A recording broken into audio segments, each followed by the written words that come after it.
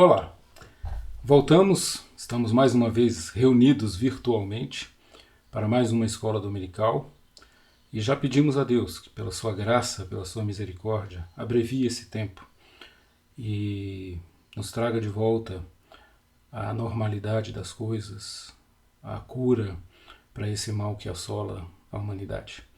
Pedimos a Ele pela sua misericórdia que já conforte os que sofrem, que já console os que perdem pessoas queridas, mas continuamos com o objetivo de trazer à memória que o Senhor é bom e tem cuidado de nós e que tem nos dado a sua palavra para nos sustentar.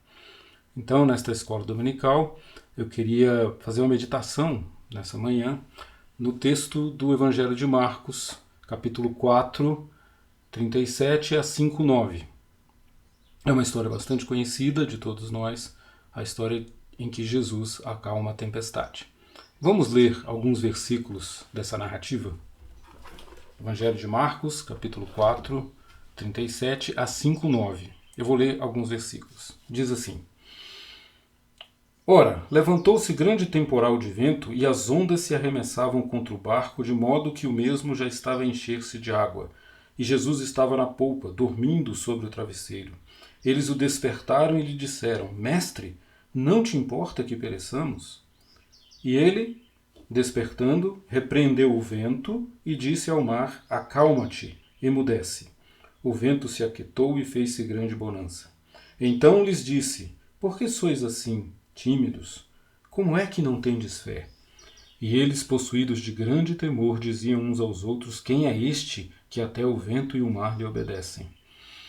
No 5:3 dizia assim: Um homem vivia nos sepulcros e nem mesmo com cadeias alguém podia prendê-lo. Porque, tendo sido muitas vezes preso com grilhões e cadeias, as cadeias foram quebradas por ele e os grilhões despedaçados, e ninguém podia segurá-lo. Andava sempre de noite e de dia, clamando por entre os sepulcros e pelos montes, ferindo-se com pedras. Quando de longe viu Jesus, correu e o adorou, exclamando com voz alta: Que tenho eu contigo, Jesus, Filho de Deus Altíssimo? Conjuro-te por Deus que não me atormentes. Porque Jesus lhe dissera: Espírito imundo, sai desse homem. E perguntou-lhe: Qual é o teu nome? Respondeu ele: Legião é o meu nome, porque somos muitos. Bom, isso é um texto e uma história, como eu disse, bastante conhecida, e é uma grande metáfora. O que eu queria hoje compartilhar com vocês é que nós olhássemos para essa história, destacando dela alguns aspectos que são fundamentais para um tempo como este que vivemos. Um tempo de caos, um tempo de desordem, um tempo de escuridão, um tempo de tempestade. Uma tempestade que nos joga de um lado para o outro das dúvidas e das ansiedades, que nos faz ter medo, temer pela própria vida. Parece que estamos naufragando. E eu queria então que a gente olhasse para entender como Jesus nos ensina a agir em situações como essas. O texto, a história, a narrativa de Marcos é uma grande metáfora da vida. A vida é essa grande travessia de um lago, de um mar, de um oceano. A vida é uma trajetória que envolve riscos e perigos. E também envolve belezas e deslumbramentos. A história nos diz que eles começam a atravessar aquele mar, é um grande lago, na verdade, e tudo está calmo, tão calmo. Imagino que a travessia está tão tranquila que Jesus, cansado dos afazeres daquele dia, recosta-se sobre uma almofada, sobre um travesseiro e dorme, para a gente ter noção do nível de sossego que aquilo tem. Mas de repente, a cena muda, inesperadamente, inexplicavelmente, a cena se transforma. E eu fiquei pensando ao ler e meditar sobre esse texto, não é assim que tem sido os nossos dias hoje? De repente, a coisa vira, a coisa muda. O mundo vinha caminhando como se fosse dono e senhor de si mesmo e das suas escolhas. Autônomo, tecnológico. hiper autossuficiente. Um mundo que trabalha, como diz o filósofo, numa sociedade de desempenho. Produzimos, fazemos, podemos, somos capazes, somos autônomos, somos completamente senhores do nosso destino. E de repente, como naquela noite, um vento começa a soprar. O vento de um inimigo misterioso, de um inimigo microscópio, invisível, um inimigo que sorrateiramente vem e de repente esse vento já não é mais só um vento, se tornou numa grande tempestade, num grande furacão que está abalando as estruturas do barco, que é o mundo, que é a nossa vida, que é a nossa história. Perplexos, nós começamos a pensar e a imaginar o que podemos fazer. E eu imagino, e vocês sabem, que aqueles homens naquele barco com Jesus eram homens experientes, pescadores, homens do mar. E como homens experientes, capazes e cheios de técnicas e de modos, eles começam a tentar resolver o problema sozinhos. Eles começam a se degladiar com esse problema, tentando jogar a água para fora do barco. Mas eles percebem que o barco está enchendo, que a força da sua mão, a força do seu próprio braço não vai resolver aquela situação. Então, meus irmãos, minhas irmãs, aqueles que nos ouvem, amigos, pensemos nessa metáfora. Estamos diante de uma situação em que o barco está enchendo, está afundando, o risco é real, o risco é verdadeiro e é sério, não nos esqueçamos disso. Precisamos estar atentos a que isso não é uma brincadeira, precisamos nos cuidar e cuidar dos que nós amamos. E diante dessa situação, já nos percebemos, eu acho que esse é um sentimento comum, de que as coisas não estão nas nossas mãos, de que precisamos de ajuda, precisamos da intervenção do Criador, precisamos de uma resposta misericordiosa que atente para a nossa miséria de Deus. E diante dessas circunstâncias, eu queria tirar uma primeira lição para nós nessa nossa meditação. É a lição de que o caos e a ordem são duas forças que se degladeiam o tempo inteiro na história da humanidade. Trata-se aqui de um eco, de uma ressonância daquilo que a Bíblia nos ensina, lá no primeiro capítulo do livro de Gênesis, o primeiro livro das origens, quando a Bíblia nos diz que as águas eram tumultuadas, a face do abismo era de caos e desordem, e o Espírito de Deus, o Espírito do Criador, pairava, voava, planava sobre aquela confusão e aquele caos. O Dr. James Houston nos ensina que esse ato de criação de Deus já é, inauguralmente falando, um ato de redenção. Na criação, Deus redime o homem, a história e o mundo do caos, do desequilíbrio, da desordem. E essa história, Marcos nos conta de maneira a nos fazer entender esses ecos que vêm lá do passado. De que, na verdade, Deus no meio de nós, Jesus, o Deus encarnado e presente, está aqui para, mais uma vez, pôr ordem na bagunça, colocar as coisas no seu lugar. Deus é o Deus da harmonia, Deus é o Deus da ordem, Deus é o Deus das coisas em seus lugares, do belo, da música, da beleza. E quando nós estamos diante de uma tempestade em que a escuridão, os ventos, o tumulto nos assusta, a grande percepção e a grande realidade que nós precisamos compreender nesse processo é que esses retornos ao caos esporádicos que acontecem aqui e ali na história da humanidade, se você olhar para a narrativa bíblica, por exemplo, você vai ver alguns pontos em que o caos retorna de maneira assoladora sobre os homens, não é? E tudo isso como uma oportunidade, como uma chance, como uma janela para que nós possamos voltar para dentro de nós, repensar os nossos valores, repensar as nossas prioridades, repensar a nossa vida, repensar o nosso distanciamento de Deus e dos homens e do próximo, repensar por que vivemos um mundo assim tão louco, numa correria desenfreada por valores que muitas vezes são efêmeros, passageiros e que dominam o nosso coração, como deuses, como divindades, ou, como diz o nosso texto, como forças do mal, que nos oprimem e nos transformam em algo menos do que humanos. Precisamos repensar essas coisas. Então, os retornos ao caos na trajetória dessa vida são sempre oportunidade para voltarmos a Deus. Se vocês lembrarem de algumas das narrativas, por exemplo, do texto bíblico, o dilúvio. O dilúvio é uma narrativa, um conto de anticriação.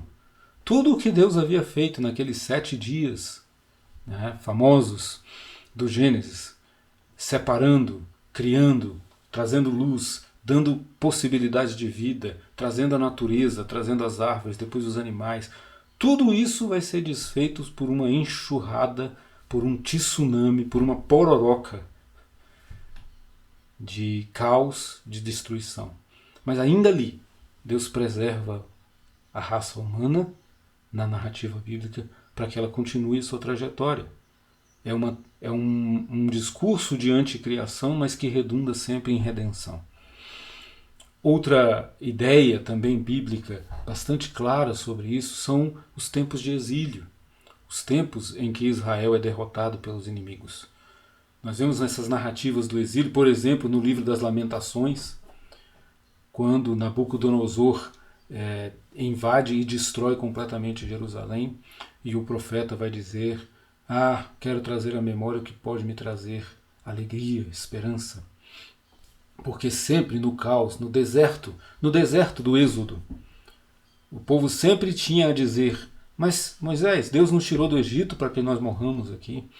São tempos, esses tempos de caos, de tempestade, são tempos em que as nossas estruturas são destruídas.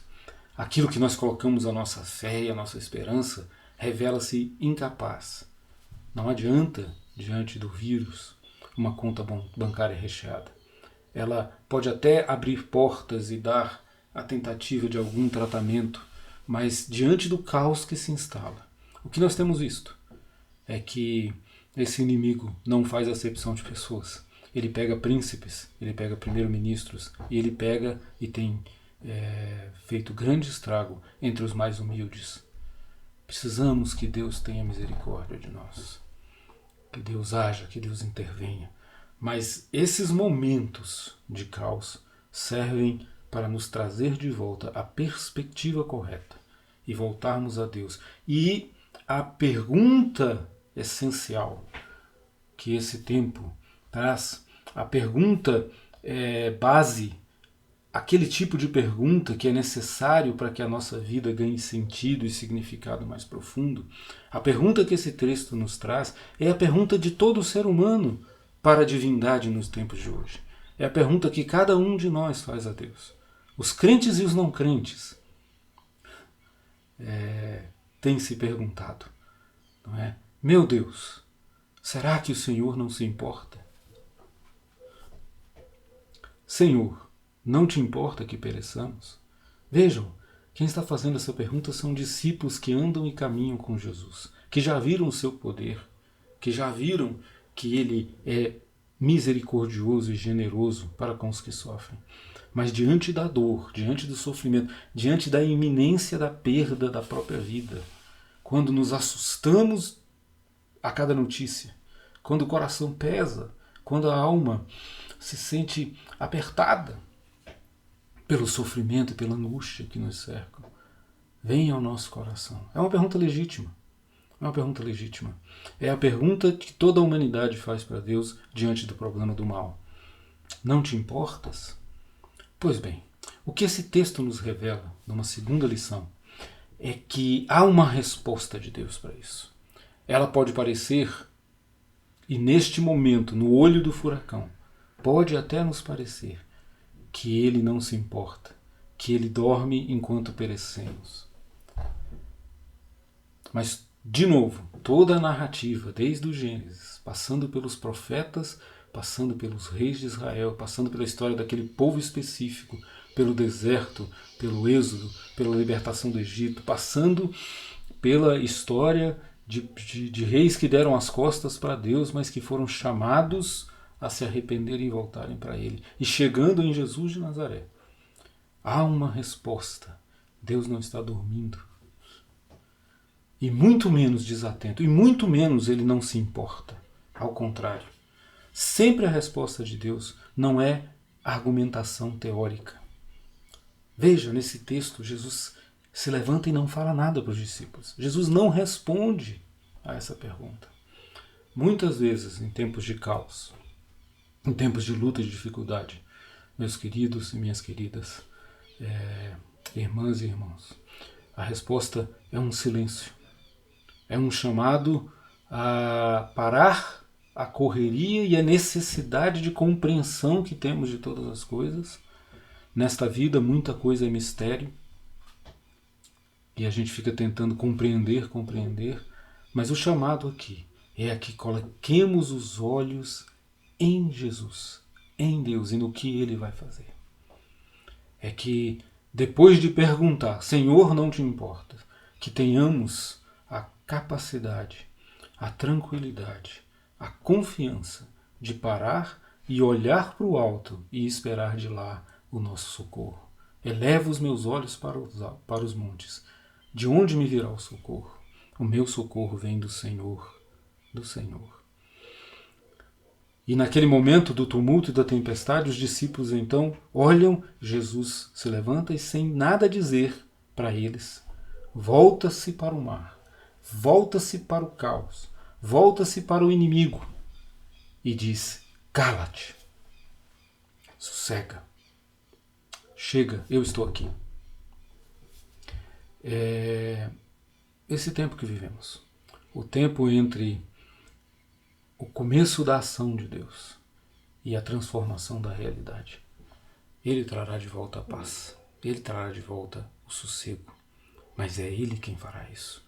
E nós temos que olhar, e nós temos que estar atentos, e nós temos que fazer a nossa parte para ajudar nesse processo aqueles que, enquanto isso não se concretiza, vêm sofrendo. Então, a essa pergunta essencial, não te importas? Deus responde com ação. Deus responde com ação. No princípio, quando era o caos, Deus disse, haja luz. O Evangelho de João, no capítulo 1, traz de volta essa história e aplica a Jesus dizendo, Ele era o Verbo no princípio, e quando Ele chegou, nós vimos a luz. Há uma oportunidade aqui de reflexão e de trazer de volta para a sua história este Jesus que acalma as tempestades. Volte-se para a Bíblia. Leia os textos dos Evangelhos. Nutra o seu coração. Jogue no seu coração as sementes que fazem brotar a fé. Porque a fé e a esperança vêm do ouvir e ouvir a palavra de Deus. Então, a resposta de Deus não é um mero discurso. É um levantar-se e um agir na história. E quando Ele age, e hoje Ele está falando isso para a gente, Ele volta-se para nós novamente. E hoje a sua pergunta para nós é a mesma. Por que sois tímidos? Por que estáis ansiosos? Por que são tão tímidos na sua fé? Por que uma fé tão pequena num Deus tão grande? Ele cuida de nós. A nossa vida está nas suas mãos. A pergunta de Jesus é, por que vocês não creem? Eu não consigo ler isso como uma repreensão. Para mim, é uma constatação de Deus que se pergunta no seu coração dizendo, por que vocês insistem em não crer, em não acreditar? Desde sempre e até a cruz de Cristo, o que nós temos como resposta à pergunta essencial, não te importas? Não é uma resposta retórica, eu me importo. Não. É um Deus que se levanta do seu trono, que se despe da sua glória, que se esvazia de todo o poder que desce a esse mundo, que enfrenta os demônios dessa vida, a violência, a ganância, a separação, a inimizade, o ódio, o rancor, e com amor enfrenta tudo isso e diz: calem-se, porque a história que Deus quer construir é uma história de comunhão, compreensão, amizades, harmonia, amor. A resposta de Jesus foi levantar-se e enfrentar o caos na cruz do Calvário por cada um de nós. E ele se coloca diante desse caos e ele resolve a questão. Então, a história continua, a narrativa de Marcos continua. E ele muda de uma história para outra. Não é? Há uma vinculação que me parece, ela é necessária. A melhor forma de estudarmos essa história da Jesus acalma a tempestade é continuarmos, como eu fiz com o texto, e nos depararmos com esse homem da cidade de Gadara. Não é? O relato bíblico nos traça um perfil tenebroso, um perfil de tormento, um perfil de ansiedade, de angústia, que se encarna na figura desse homem. Então ele é um homem que não se comunica com as outras pessoas. Nós somos esclarecidos de que esse homem não fala, ele grita, ele berra, ele urra guturalmente, como se não fosse capaz de se comunicar.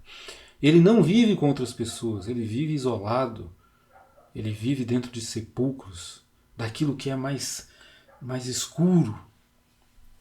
Ele se destrói a si mesmo com pedras, se arranha.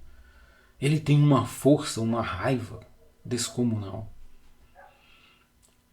Esse homem, essa humanidade refletida metaforicamente nesse homem é assim, angustiada. Ele destrói, ele agride, ele assusta. Ele vive para si mesmo. Ele não dá valor às coisas preciosas que os outros dão. Ele não consegue se comunicar. Ele não se alimenta corretamente. Ele não fala. Ele não se veste, ele é nu. Ele está despido de dignidade. E esse relato é interessante porque o texto bíblico nos mostra que ele vai observando do alto de uma colina a tempestade, o barco que é jogado de um lado para o outro, e de repente se acalma, e imagino, né, que a lua volta a brilhar e ele consegue vislumbrar quando aquele barco calmamente ancora ali nas margens do lago, e descem aqueles homens, e ele identifica de lá de longe a presença de um homem especial, Jesus. E quando ele corre, diz-nos o texto, que ele corre e desce aquilo loucamente, mas quando ele se depara com a presença daquele que é capaz de acalmar as tempestades, ele cai. Jesus diz: sai. Vejamos aqui uma outra grande metáfora e outras grandes lições que esse processo nos traz. As conexões com o humano, as conexões com a nossa história. Então eu já falei para vocês que Deus é o Deus da história, é o Deus da criação, que do caos cria todas as coisas e que no caos é capaz de reconstruir a harmonia, como Jesus fez nessa tempestade. Mas ele também é o Deus da minha história, da sua história, da história de cada um. E aqui nós vemos essa conexão com o humano. Por que há tanta tempestade nos nossos corações? Por que? Esqueça, volte uma semana, 10 dias atrás e pergunte-se o que angustiava o seu coração naquele momento. Quais eram as suas angústias?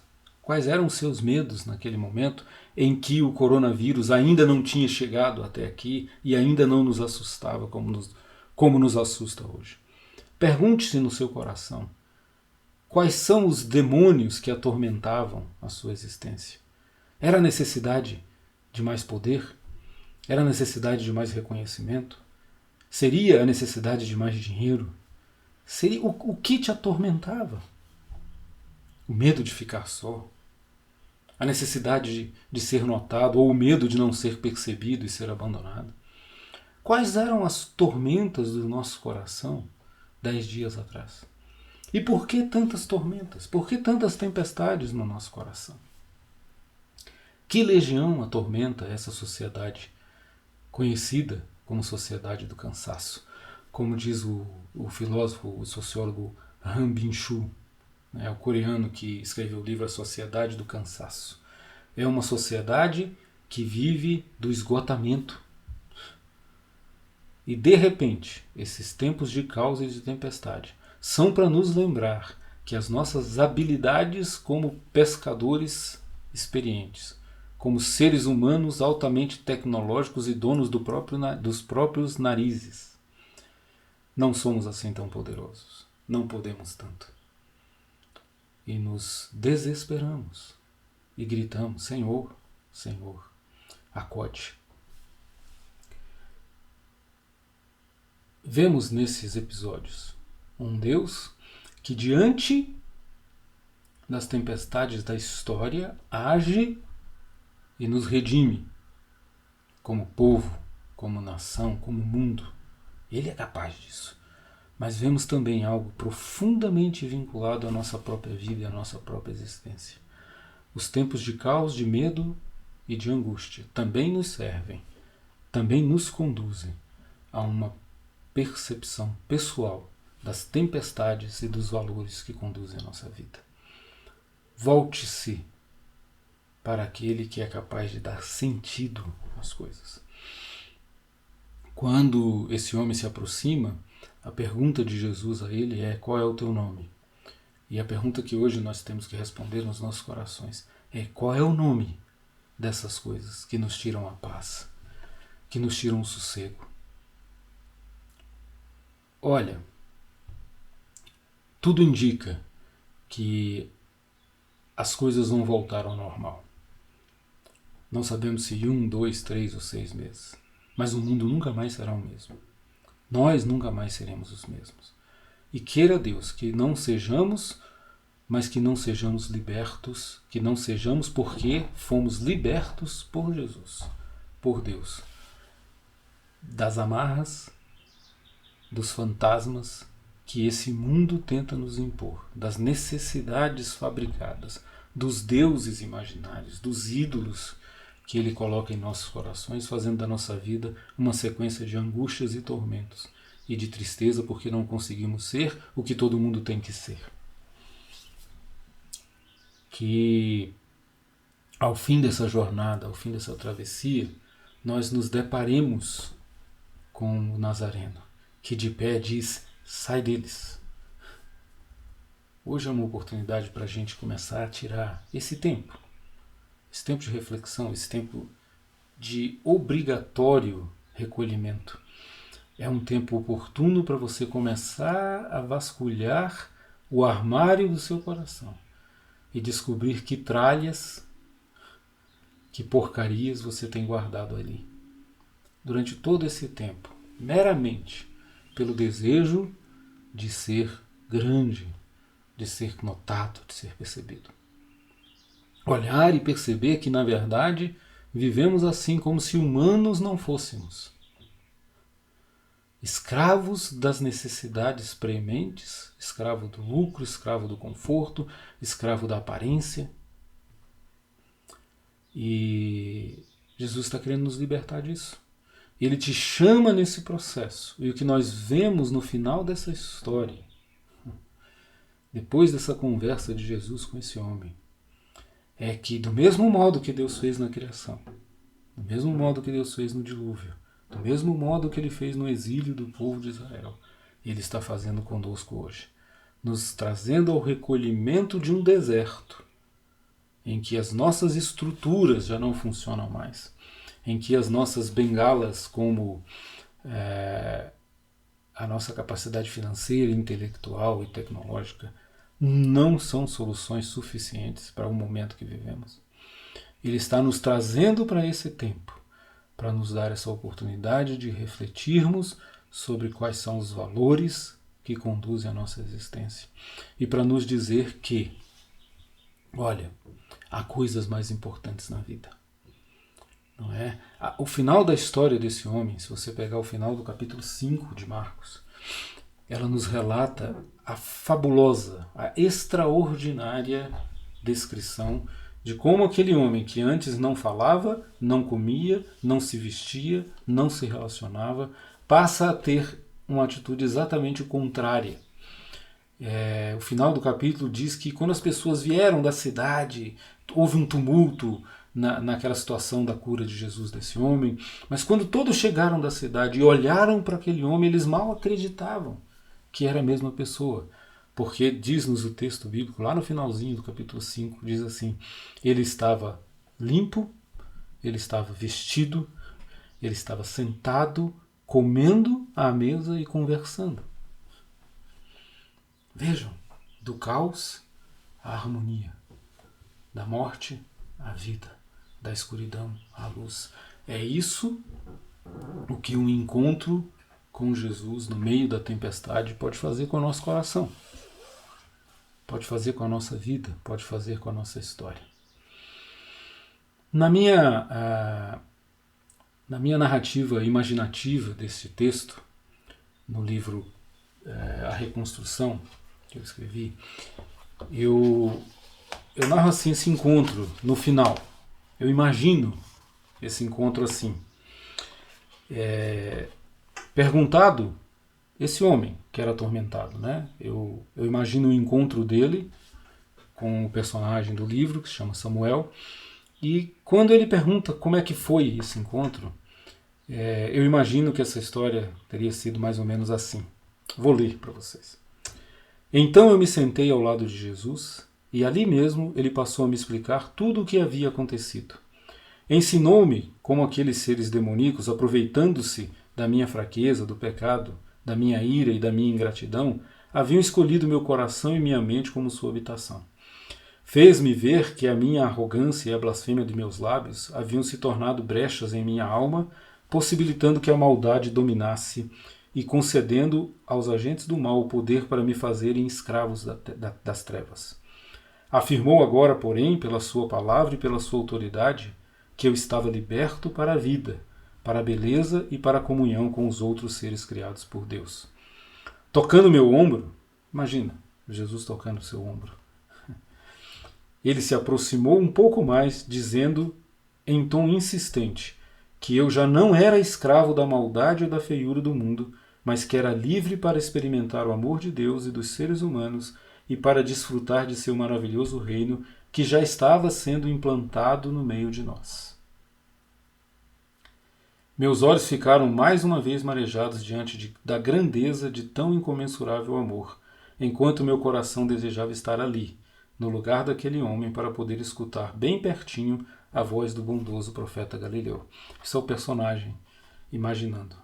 E ele prosseguiu. Enquanto eu olhava para a face de Jesus, avermelhada pela luz do fogo que nos aquecia, em volta de uma fogueira, eu sentia como se uma poderosa chama, maior que qualquer fogueira, capaz de dizimar florestas inteiras, ardesse em meu coração. E ao som de suas palavras, eu me sentia pleno, como uma criança que inspira pela primeira vez o ar que lhe traz a vida. Foi quando entendi, inequivocamente, que eu voltara a ser digno de ser chamado humano. A certeza de que era um novo homem, uma nova criatura, invadiu-me com a força da tempestade que ele acabara de acalmar. Com os olhos, eu sorri, e ele concluiu. Na verdade, descobri naquele instante que a minha alma e o meu corpo eram vento e mar tormentosos, que por fim ouviram a doce, mas também poderosa, voz daquele homem sem igual que também me ordenava: cala-te, ó vento. Cala-te, ó vento, interrompe o teu soprar, aquieta o mar, cessa o teu rugir, sossega, enfim, sossega, filho meu. Essa é a proposta que Jesus nos traz nesse tempo de recolhimento. Sossega, sossegai, sossega o teu coração, sossega a tua alma, volte-se para Jesus, abra mão daquilo que te atormenta continuamente. Olhe para esse tempo de caos e de escuridão como uma oportunidade de se encontrar com Deus que nos salva, com Deus que nos liberta, com Deus que nos transforma e que faz de nós pessoas melhores. Eu queria encerrar com uma oração do José Tolentino Mendonça, do seu livro de orações. O título dela é As Mãos Invisíveis de Deus. Diz assim: tomo o desafio daquela anotação deixada por Fernando Pessoa. A realidade é o gesto visível das invisíveis mãos de Deus. E oro a realidade, a minha, a do mundo que conheço, a daqueles que ignoro. Rezo a realidade, incompleta, imperfeita, sonhadora, descabida, espantosa. Rezo a sua rugosidade, as pregas que fazem doer e também a inaudita transparência, a aventura, o gosto que a realidade tem.